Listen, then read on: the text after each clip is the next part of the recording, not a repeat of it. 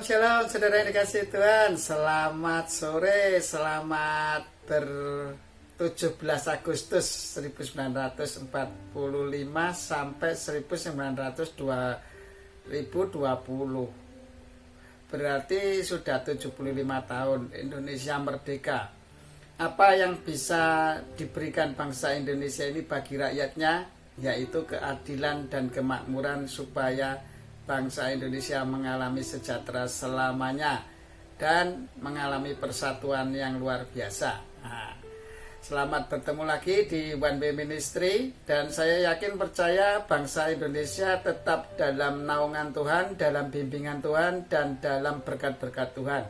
Dan saya yakin juga kita semua orang-orang yang percaya Tuhan Yesus, orang-orang yang dikasihinya, orang-orang umat pilihan Tuhan yang dipilih dan diberi anugerah sehingga kita bisa beriman kepada Tuhan Yesus, kiranya juga sama seperti bangsa Indonesia ya, tetap bisa maju, bisa bermanfaat bagi sesama. Itu bukti bahwa kita mengasihi Allah, yaitu kita selalu sebagai orang yang lebih berkat menolong daripada ditolong, lebih berkat memberi daripada diberi, lebih berkat mengasihi daripada dikasihi, lebih berkat mengampuni daripada diampuni. Nah, makanya jangan banyak salah, jangan banyak dosa, sehingga kita lebih banyak mengampuni daripada diampuni. Ya, itu saudara yang dikasihi Tuhan.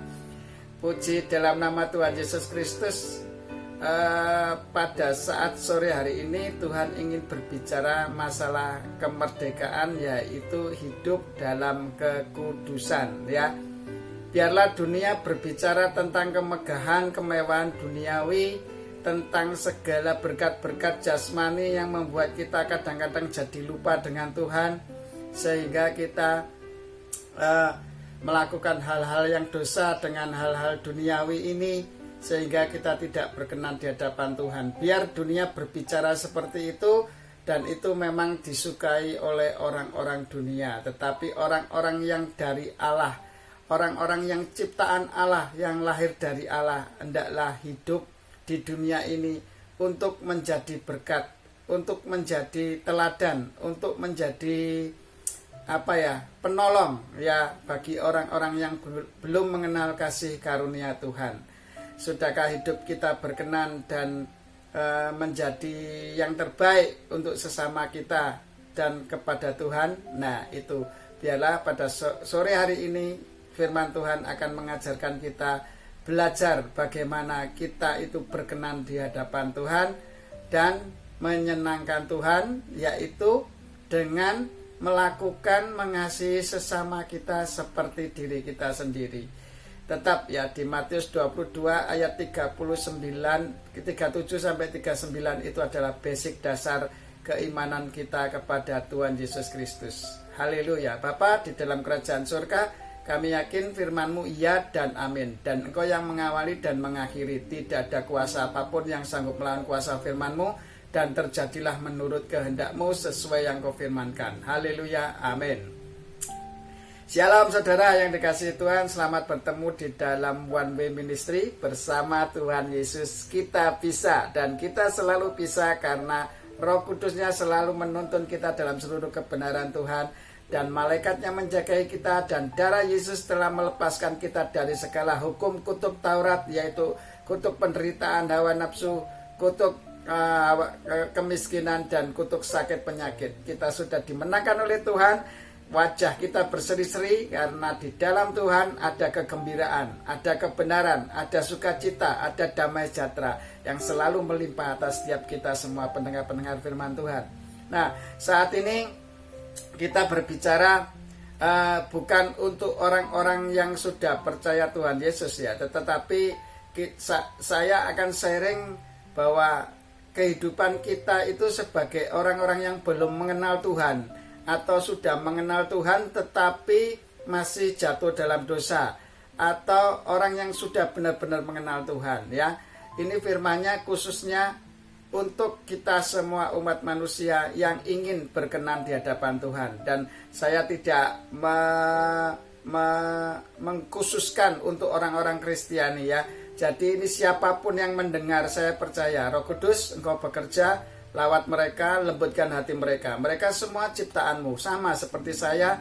Saya ini adalah ciptaanmu juga. Engkau bentuk dari debu dan tanah, dan Engkau menciptakan kami semua manusia adalah Engkau satu sendirinya, Allah yang menciptakan manusia. Jadi kami ini adalah sesama manusia, milik Allah, ciptaan Allah yang dipilih Allah. Dan kami yakin banyak pemberontak-pemberontak yang ingin lari dari kebenaranmu, dari panggilanmu, yaitu hidup kudus dan berkenan di hadapanmu. Mereka tapi tidak mau. Tetapi kami yakin saat ini Engkau bekerja sesuai yang Kau firmankan pada saat sore hari ini. Sudah Kau firmankan, maka firman ini akan terjadi sesuai rencana dan kehendak-Mu bagi setiap orang yang mendengar firman ini, bagi setiap orang yang men-share firman ini, bagi setiap sarana YouTube yang sudah menyediakan ini semuanya.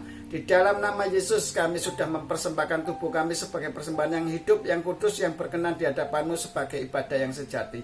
Terjadi menurut kuasa firman-Mu. Di dalam nama Yesus saat ini hidup kudus dan berkenan di hadapan Tuhan. Haleluya, amin.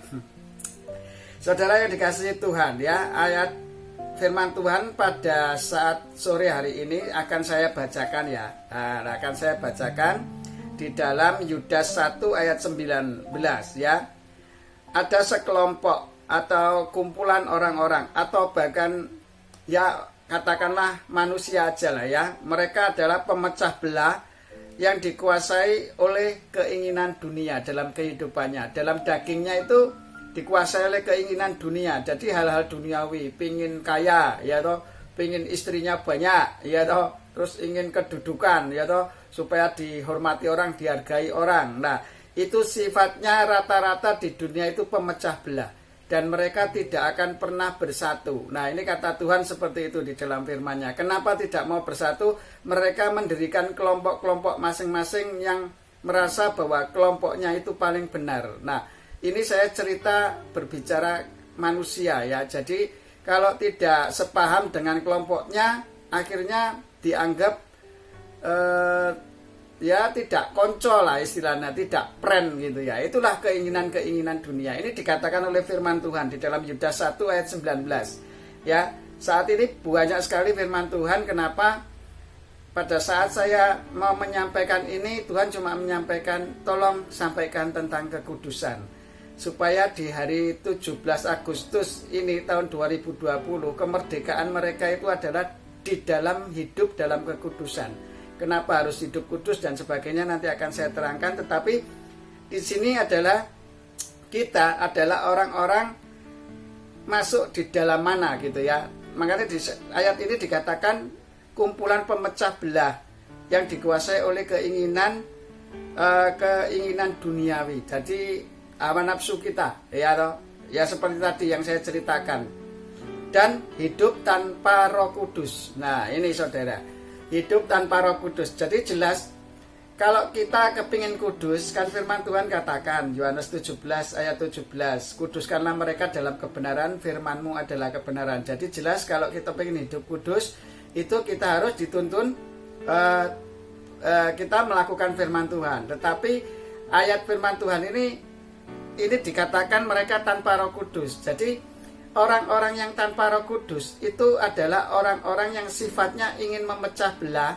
Terus kemudian kenapa dia ingin memecah belah? Karena dikuasai oleh keinginan duniawi, ya, yang tidak kekal, yang mereka kejar tidak kekal, ya saudara, hanya duniawi. Tetapi kalau Allah kan kehidupan di duniawi dijamin, tetapi juga kehidupan kekal dijamin oleh Allah. Nah, ini jadi kita harus paham betul bahwa ada kelompok-kelompok yang seperti ini, ada orang-orang yang tercipta akhirnya terbentuk seperti ini. Nah, justru inilah yang harus kita kasihani, ya.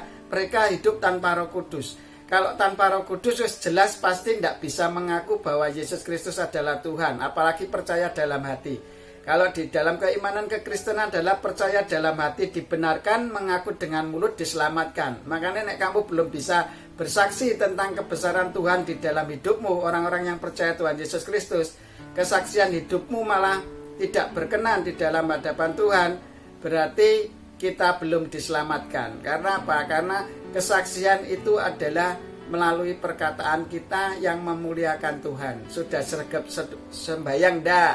Ya toh, sudah sregep baca firman Tuhan ndak? Setiap hari selalu bersekutu dengan Tuhan ndak? Apa yang kita perbuat ini itu menyenangkan Tuhan, bermanfaat bagi sesama ndak? Nah, itu ciri-ciri orang yang di dalam Tuhan. Terus kemudian yang kemarin sudah diceritakan, bergembira ndak? Orang-orang yang di dalam Tuhan itu karena yakin bahwa dirinya diselamatkan Tuhan, maka dia bergembira dan wajahnya berseri-seri.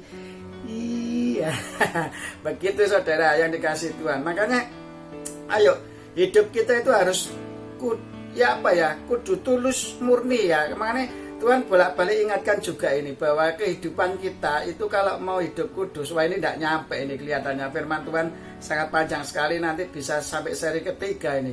Tidak apa-apa, yang penting tak sampai ke dulu. Hidup kita di dalam Tuhan itu harusnya bukan kewajiban, saudara. Saya ingatkan lagi, karena cinta, karena ketulusan hati kita, karena kita cinta. Nah, kalau semua kita lakukan dengan cinta, waktu tidak terasa. Kemudian hari-hari sangat indah. Onoe seneng gur karo seneng tok. Makanya Tuhan katakan ada apa? Lek kowe percaya Tuhan Yesus sebagai juru selamatmu, kegembiraan itu selalu ada dalam hidupmu. Lah, orang hati yang gembira itu obat. Jadi kalau setiap hari kehidupanmu gembira, itu obat segala macam, wis. Kamu pasti bisa bersyukur kalau hatimu gembira, ya toh? Orang kalau senang itu pasti bisa bersyukur. Terus bisa mensyukuri, aduh puji Tuhan, aku bisa dikasih berkat seperti ini, aku bisa menjadi berkat bagi orang banyak dan sebagainya. Ya, ciri-ciri orang yang di dalam Tuhan ya, sebelum masuk dalam kekudusan tadi. Jadi kita itu sebelum masuk kekudusan itu, ciri-ciri orang itu adalah yang pertama, orang yang percaya Tuhan Yesus itu harusnya euforia, harus merayakan kemenangan itu, karena kita sudah dibebaskan dari segala hukum kutuk Taurat. Kita dibebaskan, kita merdeka. Orang merdeka itu euforia, kayak sekarang 17 Agustus ya toh. Kita setiap tanggal 17 merayakan kemenangan itu. Loh, lek Tuhan itu memberikan kita bebas dari dosa kan tiap hari. Berarti kita harus merayakannya tiap hari, saudara. Jangan seminggu sekali, jangan 2 jam tok di gereja. Wah, ya apa ya namanya. Nah, mosok kita bernafas itu cuma 2 jam tok seminggu sekali, kan enggak, saudara. Doa itu adalah nafas hidup orang-orang yang percaya Tuhan Yesus. Jadi setiap hembusan nafas hidup kita ini hanya untuk kemuliaan nama Tuhan. Nah, jangan memalukan nama Tuhan. Ya, ngaku Yesus Kristus Tuhan, tetapi perbuatan kita sebagai pemecah belah karena keinginan hawa nafsu dunia. Saya juga ingatkan sebagai pelayan Tuhan, hamba-hamba Tuhan yang masih kedagingan, yang masih duniawi, ya, yang tidak tulus, ikhlas, tidak dengan ketulusan hati menjalankan apa yang Tuhan inginkan dalam hidupmu. Kamu dipilih dipakai Tuhan untuk menjadi saksinya, untuk berikat pinggang kebenaran, berketopong keselamatan, dan rela memberitakan berkat untuk memberitakan Injil keselamatan, dan berbaju sirah keadilan, dan menggunakan pedang roh, yaitu firman Tuhan.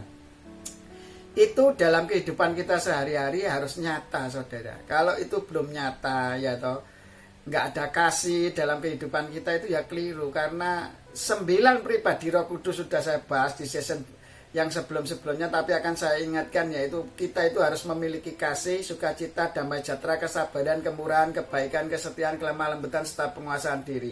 Dari 9 ini adalah pribadi Roh Kudus yang harus ada di dalam kehidupan kita, ya. Ini karena tanpa Roh Kudus maka kita tidak bisa hidup kudus. Kenapa begitu? Karena tidak ada seorang pun dapat berkata-kata bahwa Yesus adalah Tuhan selain Roh Kudus. Saat ini saudara bisa ngaku Yesus Tuhan, kan? Kalau sudah bisa mengaku Yesus Tuhan, berarti Roh Kudus sudah ada di dalam diri saudara. Makanya dia akan menuntun dalam seluruh kebenaran firman Tuhan ini supaya kita jalani. Nah, kalau kita belum bisa mengaku Yesus Kristus, berarti Roh Kudus belum ada. Itu nanti kita, keimanan kita ya gitu, jatuh bangun saudara. Senengannya jatuh bangun, aku mengejarmu, yaitu hawa nafsu, mengejar hawa nafsu. Jadi jatuh bangun terus, saudara. Nah, tetapi kalau di dalam tuntunan Roh Kudus, kita itu selalu diingatkan seperti Tuhan Yesus selalu menggunakan firman Tuhan. Ojo bang, kuwi firmane ngomong kayak ngene, kuwi gak bener ya. Kalau kita keceplosan karena kebiasaan lama kita itu muncul, itu cepat-cepat minta ampun dan minta maaf. Mana kita salah sama orang ya minta maaf sama orang. Kalau kita berdosa sama Tuhan cepat minta ampun supaya kita tetap dikuduskan dan dibenarkan di dalam kebenaran firman Tuhan. Lah, makanya ayo jalano di dalam kebenaran firman Tuhan supaya hidupmu tidak sia-sia ya, supaya tetap menyenangkan Tuhan, hidup di dalam kekudusan. Tetapi di sini di dalam Yudas 1 ayat 19 dikatakan, nanti dibaca ya dalam satu perikop itu isinya apa, intinya apa ya. Intinya ada kelompok-kelompok yang tidak percaya Roh Kudus sehingga kehidupannya hanya ingin memecah belah, ingin yos gitu tok, hawa nafsu tok, wis pokoknya kepinginnya bertengkar ya toh, perselisihan, perseteruan ya toh, ingin memegahkan diri, amarah, kebencian, anyel lihat orang lain gitu ya. Kalau kita lihat saudara-saudara kita atau orang lain yang berdosa, itu seharusnya kita bangga karena kita dipanggil untuk melayani mereka. Mereka itulah orang-orang yang terhilang, harusnya kita layani. Kalau kita melayani mereka dan kita ingatkan firman Tuhan nggak bisa, ya kita berdoa. Karena yang sanggup merubah kehidupan mereka itu karena adalah Tuhan sendiri. Melalui apa? Melalui Bapa sendiri yang melembutkan hati mereka. Begitu saudara yang dikasih Tuhan. Jadi jangan gentar. Ini masih awal pembukaan ini. Sudah waktunya mau habis saudara yang dikasih Tuhan. Tapi nggak apa-apa lah. Ini jadi seri banyak. Karena firman Tuhannya banyak sekali ini. Kenapa kita harus, kalau hidup tanpa Roh Kudus, itulah sifat-sifat karakter kuasa kegelapan, yaitu bapa pendusta yang menguasai kita dengan kedagingannya. Dia menggunakan pemecah belah saudara. Jadi kalau di zaman Belanda itu apa? DVD et Impera ya? Apa ya namanya? Lupa saya. Pokoknya sistemnya memecah belah. Jadi gini, bangsa Indonesia yang satunya dikasih uang, yang satunya dikasih uang. Yo, kue lawanan bangsamu dewi. Jadi mereka enak ya, bangsa Belanda itu enak. Dia kayak dalangnya, istilahnya dalangnya. Nah wayang-wayangnya itu orang Indonesianya itu yang diadu domba. Tak kei duit ya toh. Kue padu dewe karo bangsa Indonesia biar hancur.